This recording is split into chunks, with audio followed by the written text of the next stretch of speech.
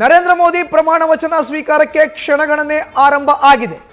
ಕೇಂದ್ರ ಕ್ಯಾಬಿನೆಟ್ನಲ್ಲಿ ಮಿತ್ರ ಪಕ್ಷಗಳಿಗೆ 12ರಿಂದ 15 ಸಚಿವ ಸ್ಥಾನ ಸಿಗೋ ಅಂತ ನಿರೀಕ್ಷೆ ಇದೆ. ನರೇಂದ್ರ ಮೋದಿ 3ನೇ ಬಾರಿ ಪ್ರಧಾನಮಂತ್ರಿ ಹುದ್ದೆಗೆ ಏರೋಕೆ ಕ್ಷಣಗಣನೆ ಆರಂಭ ಆಗಿದೆ. ಮಿತ್ರ ಪಕ್ಷಗಳಿಗೆ 12ರಿಂದ 15 ಕ್ಯಾಬಿನೆಟ್ ಸ್ಥಾನ ಸಿಗೋದು ಬಹುತೇಕ ಖಚಿತವಾಗಿದೆ. ಕ್ಯಾಬಿನೆಟ್ನಲ್ಲಿ ಇರುವುದು ಒಟ್ಟು 81 ಸಚಿವ ಸ್ಥಾನಗಳು. ಜಾತಿ, ಪ್ರದೇಶ, ಒಬಿಸಿ, ಎಸ್ಸಿ, ಎಸ್ಟಿ, ಮಹಿಳೆಯರಿಗೆ ಸೂಕ್ತ ಪ್ರಾತಿನಿಧ್ಯ ನೀಡೋಕೆ ಒಂದಷ್ಟು ಕೆಲಸ ಕಾರ್ಯಗಳಾಗ್ತಾ ಇದೆ. ಗೃಹ, ರಕ್ಷಣೆ, ಹಣಕಾಸು, ವಿದೇಶಾಂಗ ಖಾತೆಗಳು ಬಿಜೆಪಿಗೆ, ರಸ್ತೆ, ಹೆದ್ದಾರಿ, ರೈಲ್ವೆ, ಐಟಿ, ಶಿಕ್ಷಣ, ಕಾನೂನು ಖಾತೆ ಬಿಜೆಪಿಯ ತೆಕ್ಕೆಯಲ್ಲಿ ಇರೋ ಅಂತದ್ದಿದೆ. ನರೇಂದ್ರ ಮೋದಿ ಪ್ರಮಾಣ ವಚನಕ್ಕೆ ಕ್ಷಣಗಣನೆ ಆರಂಭ ಆಗಿದೆ. ಇಂದು ಸಂಜೆ 7:15 3ನೇ ಬಾರಿಗೆ ದೇಶದ ಪ್ರಧಾನಮಂತ್ರಿಯಾಗಿ ನರೇಂದ್ರ ಮೋದಿ ಅವರು ಹುದ್ದೆಯನ್ನ ಅಲಂಕಾರ ಮಾಡೋರು ಇದ್ದಾರೆ. ಪ್ರಮಾಣ ವಚನವನ್ನ ಸ್ವೀಕಾರ ಮಾಡ್ತಾರೆ. ನರೇಂದ್ರ ಮೋದಿಯ 3ನೇ ಬಾರಿಯ ಪ್ರಧಾನಮಂತ್ರಿ ಹುದ್ದೆಗೆ ಏರೋ ಅಂತ ಪ್ರಮಾಣ ವಚನ ಕಾರ್ಯಕ್ರಮ ಇಂದು ಸಂಜೆ 7:15 ದೆಹಲಿಯ ರಾಷ್ಟ್ರಪತಿ ಭವನದಲ್ಲಿ ನಡೆಯಲಿದೆ. ಈ ಒಂದು ಪದಗ್ರಹಣ ಕಾರ್ಯಕ್ರಮಕ್ಕೆ ದೇಶ ವಿದೇಶಗಳಿಂದ ಕೂಡ ಗಣ್ಯರು ಆಗಮಿಸ್ತಾ ಇದ್ದಾರೆ. ಇನ್ನು ಮಿತ್ರ ಪಕ್ಷಗಳಿಗೆ ಕ್ಯಾಬಿನೆಟ್ನಲ್ಲಿ 12ರಿಂದ 15 ಸಚಿವ ಸ್ಥಾನ ಸಿಗೋ ಅಂತ ನಿರೀಕ್ಷೆ ಇದೆ. ಒಟ್ಟು 81 ಸಚಿವ ಸ್ಥಾನ ಇದೆ. ಇದರಲ್ಲಿ 12ರಿಂದ 15 ಸಚಿವ ಸ್ಥಾನ ಮಿತ್ರ ಪಕ್ಷಗಳಿಗೆ ಸಿಗೋ ಅಂತ ಸಾಧ್ಯತೆ ಇದೆ.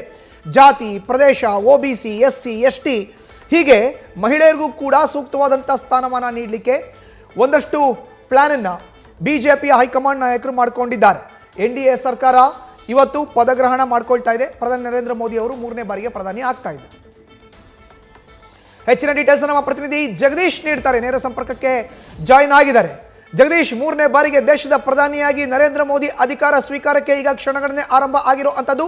ಪದಗ್ರಹಣ ಕಾರ್ಯಕ್ರಮದಲ್ಲಿ ಎಷ್ಟು ಮಂದಿ ಸಚಿವರು ಪ್ರಮಾಣ ವಚನವನ್ನು ಸ್ವೀಕಾರ ಮಾಡುವಂತ ಸಾಧ್ಯತೆ ಇದೆ ಜಗದೀಶ್? ಮಧುಸೂದನ್, ಇವತ್ತು ಸಂಜೆ 7 ಗಂಟೆಗೆ ಪ್ರಧಾನಿ ನರೇಂದ್ರ ಮೋದಿ ಅವರ 3ನೇ ಬಾರಿಯ ಪದಗ್ರಹಣ ಕಾರ್ಯಕ್ರಮ ನಡೆಯುತ್ತೆ. ಆ ಒಂದು ಪದಗ್ರಹಣದ ಕಾರ್ಯಕ್ರಮದಲ್ಲಿ ಕನಿಷ್ಠ ಅಂದ್ರೂ 30 ಜನ ಸಚಿವ ಸಂಪುಟದಲ್ಲಿ ಸೇರ್ಪಡೆ ಆಗ್ತಾರೆ ಅನ್ನುವಂತಹ ಚರ್ಚೆ ನಡೀತಾ ಇರುವಂತದ್ದು.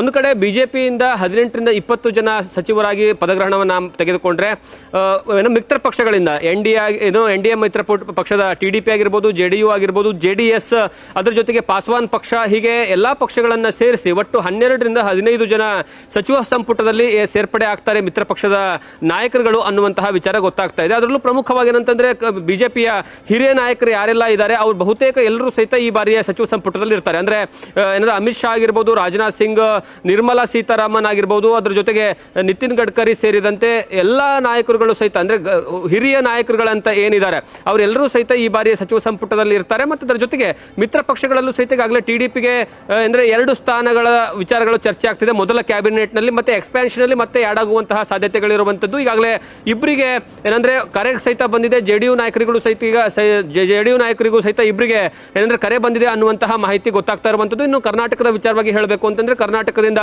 ಅಂದ್ರೆ ಎನ್ಡಿಎ ಮೈತ್ರಿಕೂಟ ಭಾಗ ಆಗಿರತಕ್ಕಂತಹ ಜೆಡಿಎಸ್ ಇಂದ ಎಚ್.ಡಿ. ಕುಮಾರಸ್ವಾಮಿಗೆ ಈಗಾಗಲೇ ಕರೆಯನ್ನ ಬಂದಿದೆ. ಅವರಿಗೆ ಕೇಂದ್ರ ಸಚಿವ ಸಂಪುಟದಲ್ಲಿ ಕೇಂದ್ರ ದರ್ಜೆಯ ಸ್ಥಾನಮಾನ ಸಿಗುತ್ತೆ ಅನ್ನುವಂತಹ ವಿಚಾರ ಈಗಾಗಲೇ ಗೊತ್ತಾಗಿದೆ. ಹಾಗಾಗಿ ಅವರ ಕಾರ್ಯಕರ್ತರು ಸಹಿತ ದೆಹಲಿಯಲ್ಲಿ ದೊಡ್ಡ ಮಟ್ಟದಲ್ಲಿ ಬಂದಿದ್ದಾರೆ. ನಿನ್ನೆಯಿಂದನೂ ಸಹಿತ ಅವರಿಗೆ ಏನಂದ್ರೆ ಶುಭಾಶಯವನ್ನು ತಿಳಿಸುವಂತಹ ಕೆಲಸವನ್ನ ಮಾಡ್ತಾ ಇದ್ದಾರೆ. ಅದರ ಜೊತೆಗೆ ಮಾಧ್ಯಮದ ಜೊತೆ ಮಾತನಾಡುವಂತಹ ಸಂದರ್ಭದಲ್ಲೂ ಸಹಿತ ಕುಮಾರಸ್ವಾಮಿ ಹೇಳ್ತಾ ಇದ್ರು, ನಮಗೆ ಈ ಒಂದು ಏನಂದ್ರೆ ಕ್ಯಾಬಿನೆಟ್ ನಲ್ಲಿ ಸೇರ್ಪಡೆ ಆಗ್ತಾ ಇರುವಂತಹ ಕಾರಣಕ್ಕಾಗಿ ಒಂದು ರೀತಿಯಲ್ಲಿ ಮೈಸೂರು ಭಾಗದಲ್ಲಿ ಮತ್ತೆ ಅದರ ಜೊತೆಗೆ ಕರ್ನಾಟಕದಲ್ಲೂ ಸಹಿತ ಅತಿ ಹೆಚ್ಚಿನ ಬಲ ಸಿಕ್ಕಿದೆ ಅನ್ನುವಂತಹ ವಿಚಾರವನ್ನ ಹೇಳ್ತಾರೆ. ಅಂದ್ರೆ ಅವರು ಕ್ಯಾಬಿನೆಟ್ ನಲ್ಲಿ ಇರ್ತಾರೆ ಅನ್ನುವಂಥದ್ದು ಕನ್ಫರ್ಮ್. ಮತ್ತೆ ಇನ್ನೊಂದು ಕಡೆಗೆ ಕರ್ನಾಟಕದಿಂದ ಪ್ರಹ್ಲಾದ್ ಜೋಶಿ ಅವರು ಸಹಿತ ಕ್ಯಾಬಿನೆಟ್ ನಲ್ಲಿ ಇರ್ತಾರೆ ಅನ್ನುವಂತಹ ಚರ್ಚೆ ನಡೀತಾ ಇದೆ. ಆದ್ರೆ ಇನ್ನೂವರೆಗೂ ಸಹಿತ ಬಿಜೆಪಿಯ ಯಾವ ನಾಯಕರು ಸಹಿತ ಆ ಬಗ್ಗೆ ತುಟಿ ಬಿಸ್ತಾ ಇಲ್ಲ. ಯಾರಿಗೆ ಕರೆ ಬಂದಿದೆ ಅನ್ನುವಂತಹ ಮಾಹಿತಿನೂ ಸಹಿತ ಹೇಳ್ತಾ ಇಲ್ಲ. ಇನ್ನು ಬಸವರಾಜ ಬೊಮ್ಮಾಯಿ ಆಗಿರ್ಬೋದು, ಲಿಂಗಾಯತ ಕೋಟದಲ್ಲಿ ಅಥವಾ ಜಗದೀಶ್ ಶೆಟ್ಟರ್ ಆಗಿರ್ಬೋದು, ಸೋಮಣ್ಣ ಆಗಿರ್ಬೋದು, BY ರಾಘವೇಂದ್ರ ಆಗಿರ್ಬೋದು, ಈ ಎಲ್ಲರಿಗೂ ಸಹಿತ ಅಂದ್ರೆ ಕರೆ ಬಂದಿದೆ ಅನ್ನುವಂತಹ ಒಂದು ಪ್ರಶ್ನೆಯನ್ನ ನಾವು ಸಹಿತ ಕ್ರಾಸ್ ವೆರಿಫಿಕೇಶನ್ ಮಾಡ್ಕೊಳ್ಳೋ ಸಂದರ್ಭದಲ್ಲಿ ಇನ್ನೂವರೆಗೂ ಸಹಿತ ಆ ರೀತಿಯ ಯಾವುದೇ ಮಾಹಿತಿ ಯಾವ ನಾಯಕರುಗಳಿಗೂ ಸಹಿತ ಬಂದಿಲ್ಲ. ಮತ್ತೆ ಹಿಂದುಳಿದ ನಾಯಕರುಗಳಿಗೂ ಸಹಿತ ಈ ಒಂದು ಕರೆ ಬರುತ್ತೆ ಅನ್ನುವಂತಹ ನಿರೀಕ್ಷೆ ಇತ್ತು. ಅವರಿಗೆ MOS ಕೊಡಬಹುದು ಅನ್ನುವಂತಹ ಲೆಕ್ಕಾಚಾರ ಇತ್ತು. ಆದ್ರೆ ಇನ್ನೂವರೆಗೂ ಸಹಿತ ಯಾರಿಗೆ ಬಂದಿಲ್ಲ.